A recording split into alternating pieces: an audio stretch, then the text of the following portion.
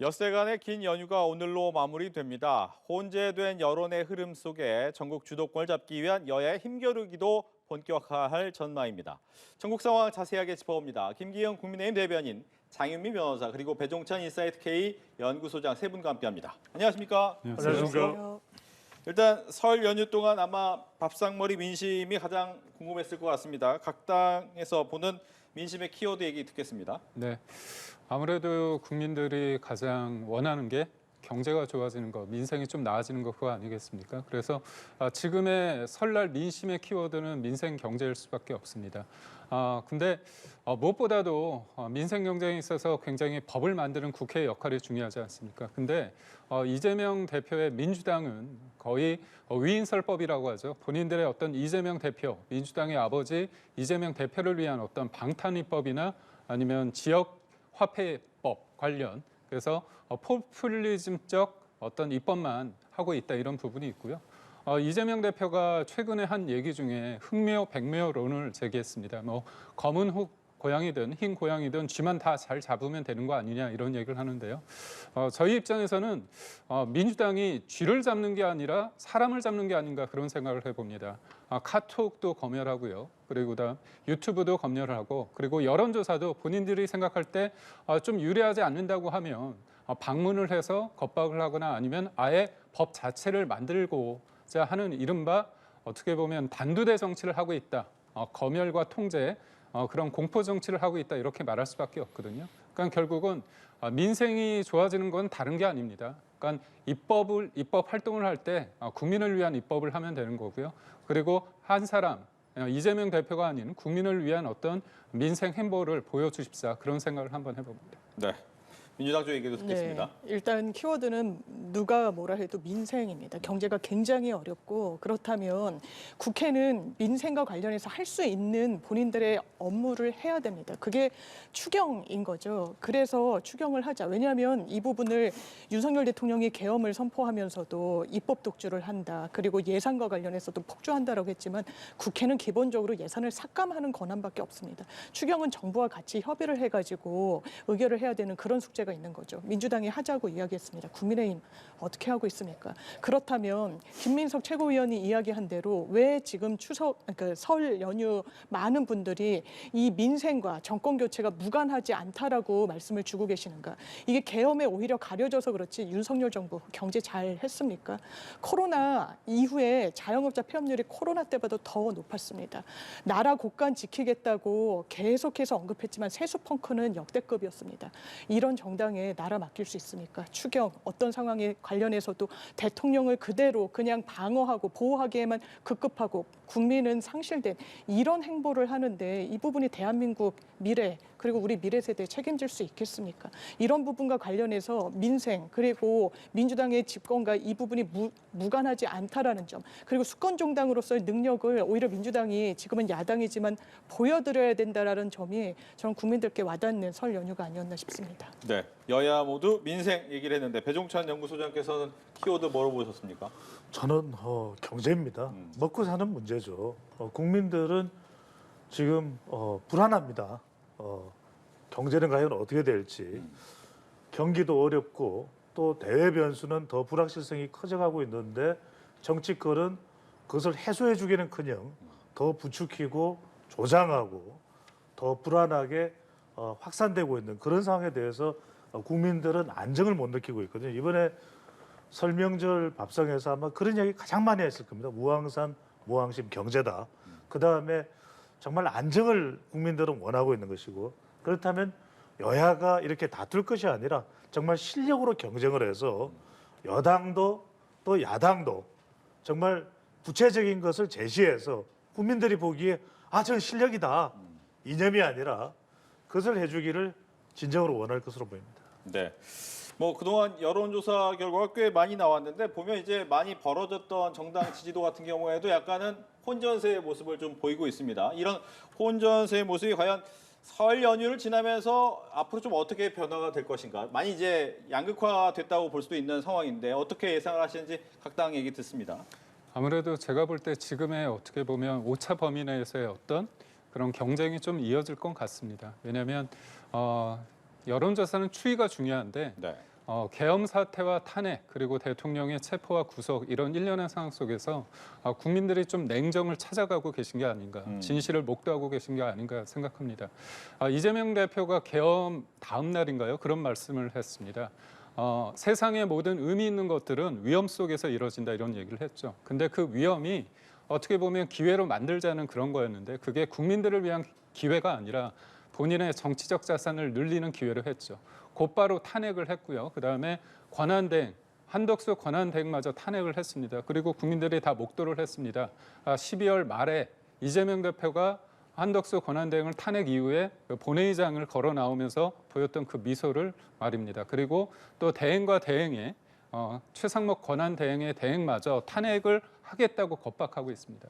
그러니까 정치라는 게 어떻게 본다면 안정감을 주고 예측 가능성을 높이고 불확실성을 줄이는 건데 경제 민생 따로 있는 게 아닙니다. 결국은 최상목 대행의 대행을 이렇게 흔들지 않는 거 이것부터가 되게 중요한데요. 그러니까 야당이 뭔가 변화를 보인다면 제가 볼 때는 어떤 반등의 모멘텀을 만들 수 있다고 보고 있고 만약에 그러지 못하고 지금처럼 오만과 독선의 질주를 계속한다면 올라온 지지율은 좀 다시 떨어질 거라고 보고 있고요. 무엇보다도 제일 중요한 게 국민의힘이 지금 반사 이득을 얻은 면이 없지 않아 있습니다. 저희가 볼 때는 실제로 어떤 정책을 가지고 집권 여당으로서의 어떤 책임감을 가지고 어떻게 비전을 보여줄 것인가 이 부분이 저희의 숙제라고 볼 수 있습니다. 예, 장희민 변호사께서는 어떻게 보십니까? 일단 지지층이 양쪽에 결집하는 양상을 보이고 있고 계엄 이후에는 사실상 민주당으로의 어느 정도 쏠림 현상이 있었고 이 부분이 그 이후에 이 계엄과 관련해서 시간이 지속되면서 좀 조정기 그리고 정리기에 들어간 것 같습니다. 그렇다면 이 양쪽에 이미 좀 고착화되고 있는 양쪽 지지층을 제외한 중도층을 누가 이 표심을 받느냐가 관건일 텐데요. 최근에 있었던 갤럽 조사 등을 보더라도 세부 항목으로 들어갔을 때 본인을 중도층이다라고 언급한 유권자층에서 이 지지율이 민주당과 국민의힘이 더 벌어지는 양상을 보이고 있습니다. 기본적으로 조기 대선이 이루어진다면 이건 상대평가입니다. 누가 더 잘하는지 아니면 누가 덜 못할 거라고 보여주는지. 그렇다면 민주당과 관련해서 주신 지적들 내부에서도 많은 고민들이 있는 거죠. 강성으로 그리고 일변도로 가는 이런 부분에 대한 문제의식 수정해 나가면서 갈 겁니다. 그 연장선상에서 이재명 대표가 최근에도 이념지향적인 게 경제가 아니다. 경제는 실리가 우선이기 때문에 흥묘백묘 어쨌든 경쟁을 성장시키고 그 부분에 파이를 키워서 국민들께 배분되는 부분도 많아질 수 있도록 할 수밖에 없다. 이런 대안을 내고 그것과 관련한 정책을 내고 있죠. 지역화폐. 국민의힘에서도 반대로 일관하고 있습니다만 온누리 상품권 등 유사한 또 정책을 하고 있습니다. 그 접점과 관련해서 양당이 모여야 되는데 국민의힘 지금 어떻게 하고 있습니까? 대통령과 관련해서 사법부를 공격하고 있습니다. 사법부가 비겁하다라고 하는 게 지도부 입에서 나오고 있고 사실상 계엄에 대해서 무거운 책임감 느낀다라고 하지만 정확한 사과했습니까? 국민들이 어디에 표를 주는 것이 정답이라고 지금 이 국면에서 생각하실지 양당 모두 자문자답해야 될 거라고 생각합니다. 네, 전문가이신 배종찬 소장께서 보시기에 이제 벌어졌던 부분이 혼조세로 가는 가장 큰 이유는 뭐라고 생각하십니까? 더 이제 진영 간 골이 깊어지는 거죠. 그러니까 보수층이 결집하는 추세였는데 여기에 이제 민주당 지지층 탄핵 찬성층도 또 더 결집을 하는 그런 또 상황으로 나타나고 있는 겁니다. 그러니까 말 그대로 보수층이 결집하니까 서부지법 사태 이후에 또 윤석열 대통령이 헌법재판소에서 변론을 이어가고 있는 상황에서 민주당 지지층도 또 탄핵 찬성층도 더 결집을 하게 되는 거예요. 그러니까 더 진영 간 똘똘 뭉치는 상황이 벌어지는데 그러니까 제가 8년 전에 탄핵이 진영 간 골이 500m면 지금은 5만 m입니다. 여러분 5만 m면요 에베레스트 산을 6개를 쌓을 수가 있어요. 심각한 겁니다. 근데 이렇게 해서 우리 문제가 해결되면 좋은데 그게 아니거든요. 그러니까 결과적으로는 저는 5월, 6월까지는 4, 5, 6월은 우리 국민의 그때까지는 굉장히 고통스럽다는 거죠. 왜? 헌법재판소의 시간과 재판의 시간을 다 보고 있어야 되니까. 저는 이런 말씀을 드리고 싶습니다. 이 여론에서 우리 국민이 원하는 메시지는 이 시간은 시간대로 흘러갈 겁니다. 여기서 더 중요한 것은 정작 국회의원들이 정치인들이 해야 할 일을 해야 된다는 것. 여기서 검증이 될 거예요. 그러니까 어느 당이 여당이든 야당이든 어느 당이 정말 국민들을 위한 이 민생 정책에 대한 일을 하느냐 이 부분이 정말 중요하다는 것이죠. 알겠습니다.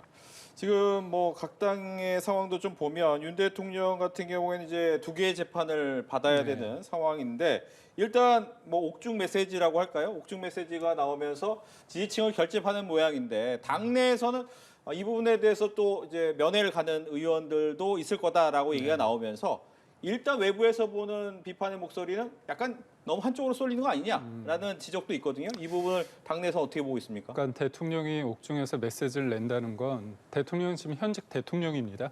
영화의 몸이지만 대통령이기 때문에 그건 국민 전체를 향해서 나는 메시지라고 보고 있고요. 지금 국민의힘 쪽의 의원들이나 원외 당협위원장들이 구치소 앞으로 가서 면회를 한다는 그 측면을 어떻게 보시면 되면요. 한 사람 개인을 지키고자 하는 게 아닙니다. 대통령이라는 사람은 다른 사람이 아니라 우리 국민들이 선거, 민주적인 어떤 절차, 선거를 통해 가지고 만든 리더십입니다. 그런데 산을 오르다가 이제 천천히 오르는데 정점에 있을 때 갑자기 어떤 일로 인해서 갑자기 낭떠러지로 떠 밀리는 형국이거든요. 그렇다면 우리가 선거를 통해서 정치 세력의 개편, 재편이 이루어지는 부분은 납득이 되지만 선거가 아니라 탄핵이라는 거를 통해서 갑자기 정치 세력이 재편되는 부분에 대해서는 좀 받아들이기 힘들고 정치가 그 과정에서 되게 험해지고 정치가 경쟁이 아니라 전쟁이 되는 상황에 이르고 있습니다. 그런 측면에 있어서 대통령이 뽑히는 과정뿐만이 아니라 대통령이 만약 죄를 지었다면 그거를 책임을 묻는 과정에 있어서 절차적 정당성이나 법적 어떤 장치에 문제가 있으면 안 되는 겁니다.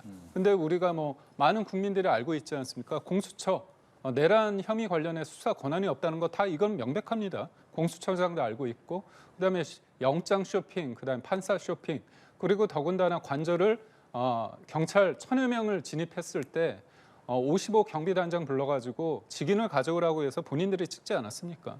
이런 일련의 상황을 봤을 때 과연 죄를 지었으면 그거에 대한 어떤 책임을 묻는 건 맞는데 그 과정에서의 문제가 있는가? 그리고 또 대통령은 지금 헌재 재판과 형사 재판을 두 가지 받고 있는데 충분히 방어권을 보장받을 만큼 헌재 재판의 속도가 지나치게 빠른 게 아닌가? 그리고 그런 일방적으로 기일도 지정되고 재판 과정에서 대통령의 방어권이 제대로 지켜지고 있는가에 대한 의문이 여전히 있거든요. 그렇기 때문에 저는 기소를 하고 재판 과정에서 결과가 나왔을 때 그런 결과가 국민들이 납득이 돼야지만 지금의 갈등 양상이 더 큰 갈등이 아니라 통합의 과정으로 귀결될 수 있다고 보거든요.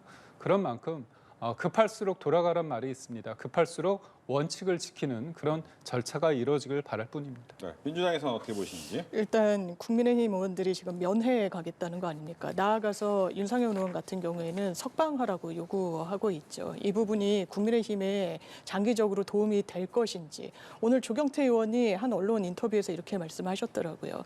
기본적으로 민주정당은 조폭과는 달라야 되지 않겠냐는 겁니다. 보스를 지키는 게 민주정당이 할 일이 아닙니다. 더더군다나 그 보스라고 지칭되는 윤석열 대통령은 보수의 가치를 허물어 버렸습니다. 거기에 같이 장단을 맞추는 게 보수 정당의 어떤 현실이 돼서는 안 되는 겁니다. 사법부를 공격하고 더 나아가서 대통령의 방어권 행사에 역대급으로 이렇게 본인이 직접 나와서 증인 신문하는 대통령 보신 적 있습니까? 이런 걸 방어권이라고 하는 겁니다. 그런데 그 방어권 행사 제대로는 했습니까? 의원이 아니라 요원이었다. 포고령은 내가 안 써서 모르겠다. 이렇게 밑에 부하 직원들에게 책임을 미루고 자기는 모르쇠로 일관하는 이런 모습들.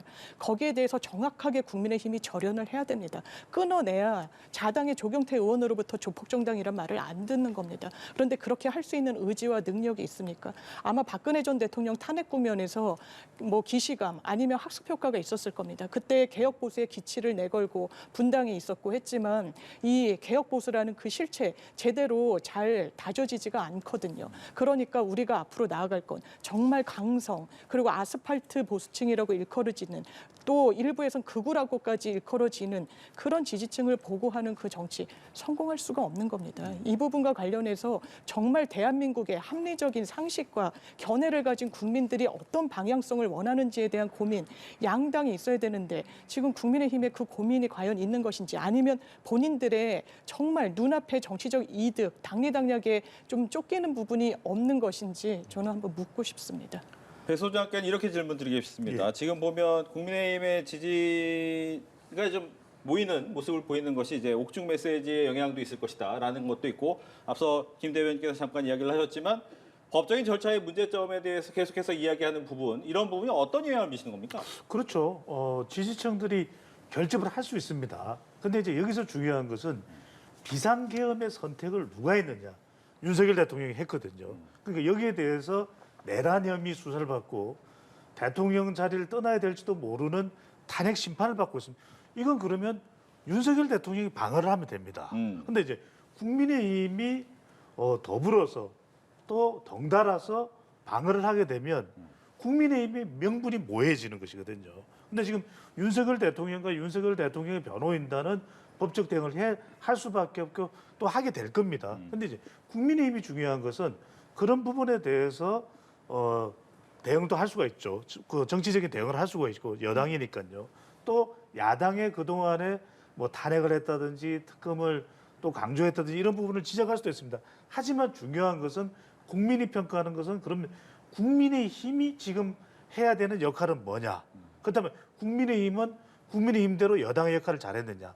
변해야 되고 또 민생을 더 강조해야 되고 또 여당으로서의 역할도 정책이라든지 지금 국정 운영의 안정을 위해서 해야 될 역할이 있거든요. 이 점을 우리가 잘하겠다.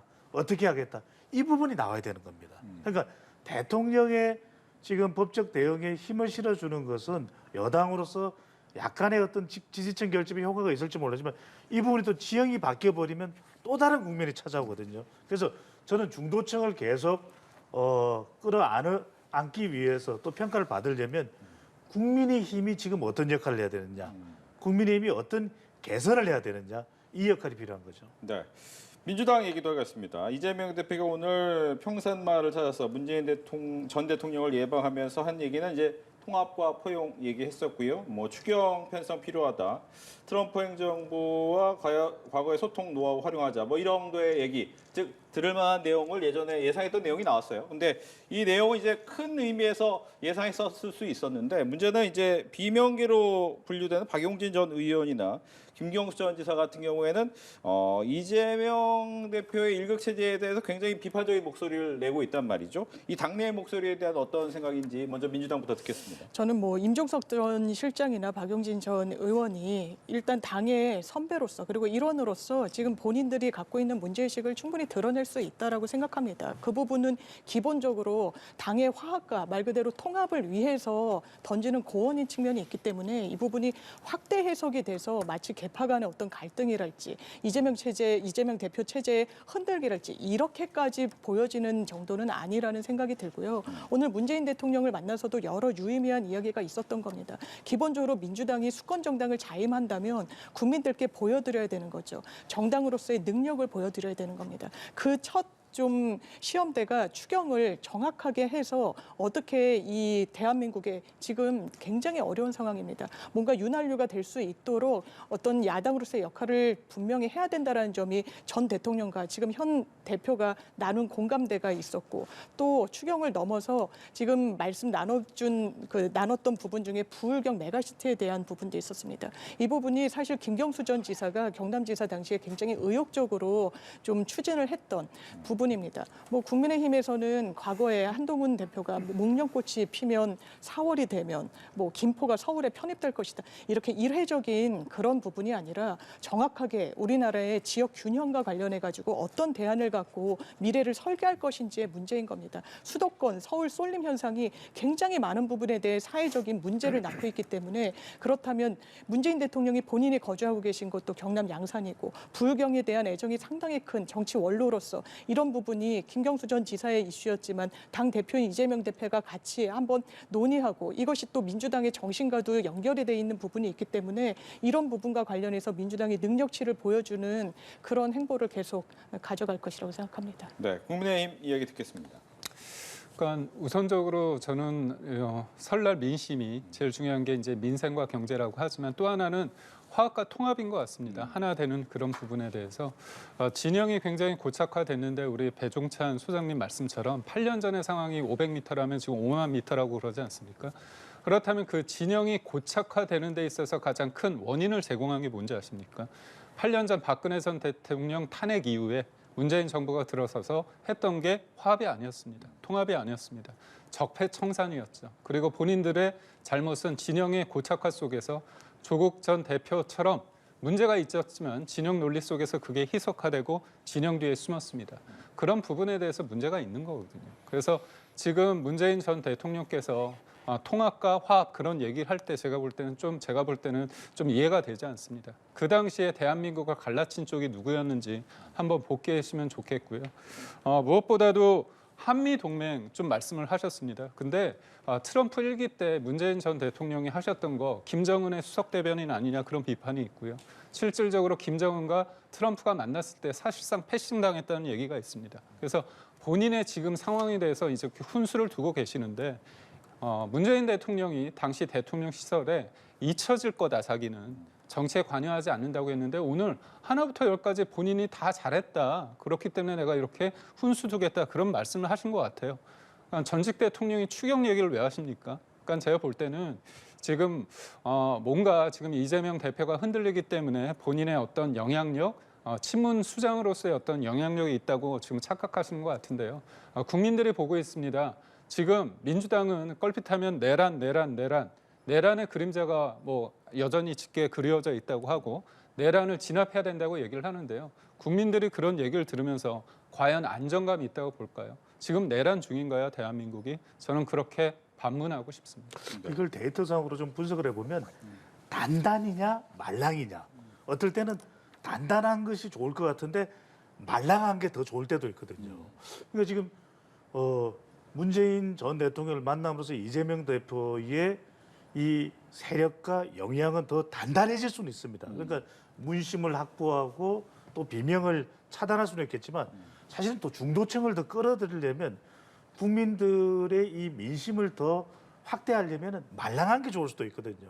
그러니까 오히려 문재인 전 대통령을 만날 필요도 있습니다. 또 반대로 박용진 전 의원이나 김경수 전 지사나 김동연 지사나 김부겸 전 총리를 만나서 함께 갑시다.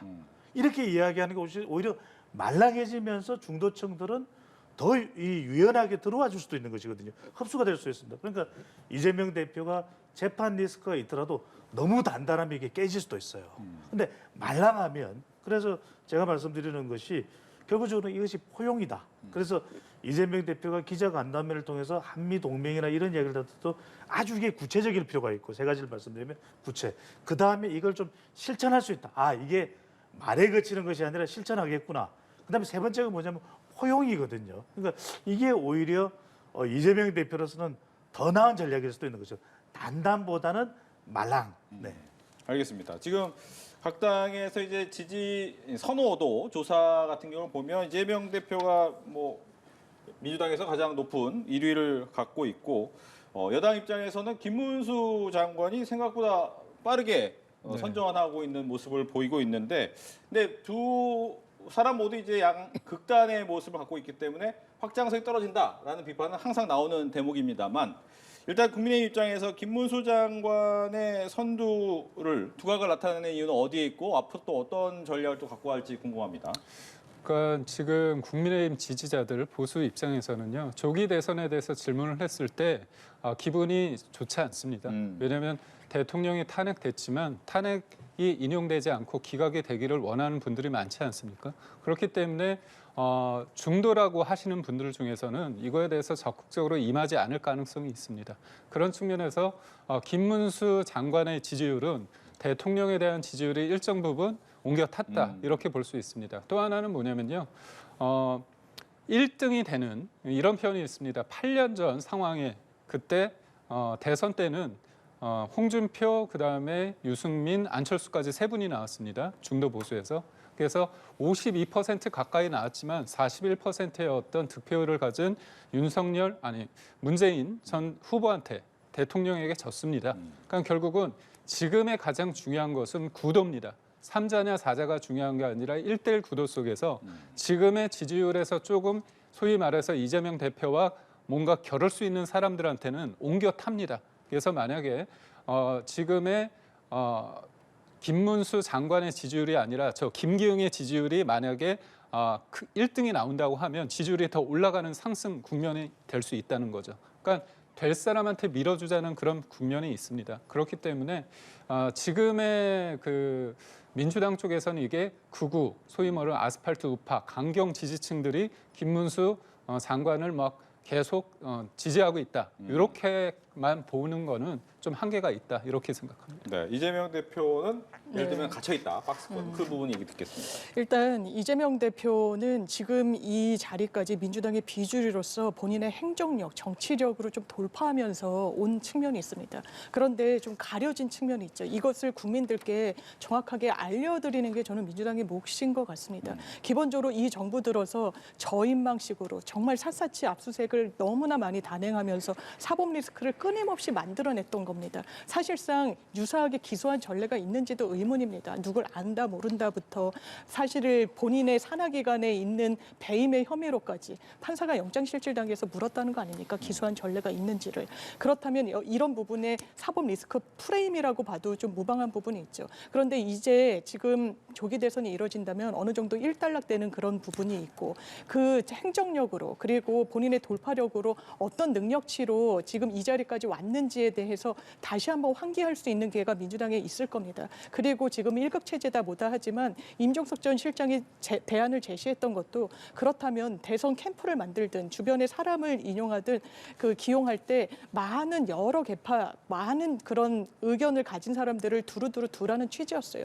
지금 이재명 대표 말고 다른 대안이 매우 뚜렷하게 보이고 있지는 않습니다. 그리고 대비되는 이런 국민의힘의 주자들과의 차별성도 매우 저는 명확하다고 생각합니다. 김문수 지사가 행정력으로 능력을 인정받았으면 진작에 대선 주자 반열에서 이런 일이 기록을 했겠죠. 그런데 지금 이 현상은 뭘 반영하고 있습니까? 대통령을 지켜줄 것이다. 꽃꽃문수다라고 해서 이 국무위원들이 사과를 할 때 본인만 하지 않았다는 부분, 이 부분이 확장성을 가질 수 있습니까? 상대평가라고 했을 때 누구의 확장성이 더 이제 넓을지, 더 기능할지에 대해서는 전 국민들의 현명한 판단이 있을 거라고 생각합니다. 네, 배 소장님. 네, 짧게 말씀드리면 결국은 지금 탄핵에 또는 공직선거법 2심 재판의 싸움을 하고 있는 것이거든요. 윤석열 대통령 탄핵, 또 이재명 대표 공직선거법 2심 재판. 결국 김문수 장관이 우뚝 선 것은 반사 결집인 것이고 또 이재명 대표는 지금 유일 독주, 다른 경쟁자가 없는 거죠, 당내에. 근데 결국 중도층은 이념이 아닙니다. 중도층을 흡수하려면 지금부터 중요한 전쟁은 실력 전쟁이다. 그래서 제가 말씀드린 대로 구체적인 또 실천할 수 있는 또 더 넓게 주변을 포용할 수 있는 주변 경쟁자들을 당내에서 이런 능력을 발휘하는지가 저는 결국 싸움의 가장 중요한 관건이 될 것으로 보입니다. 네, 이렇게 해서 세 분과 함께 정치권 이슈 이야기 나눠봤습니다. 오늘 얘기 잘 들었습니다. 고맙습니다. 고맙습니다. 고맙습니다.